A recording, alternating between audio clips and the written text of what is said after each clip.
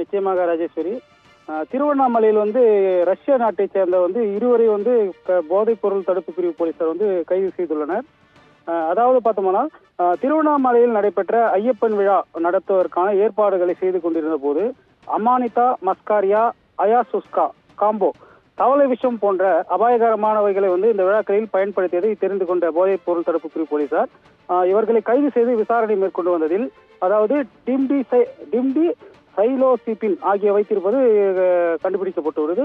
அவர்கள் வைத்திருப்பு மட்டுமில்லாமல் இதை கடத்துவதும் இவர்களுக்கு விசாரணையில் தெரிய வந்துள்ளது.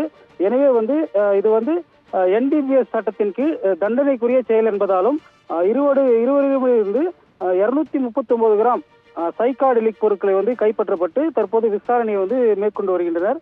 குறிப்பாக திருவண்ணாமலையில் ரஷ்யா நாட்டைச் சேர்ந்தவர்கள் இருவர்கள் இது போன்ற அதிக பயங்கரமான போதைப் பொருட்களை பயன்படுத்தியதாக வெளியாகிய தகவல் பெரும் அதிர்ச்சியை ஏற்படுத்தி பரபரப்பை ஏற்படுத்தி உள்ளது.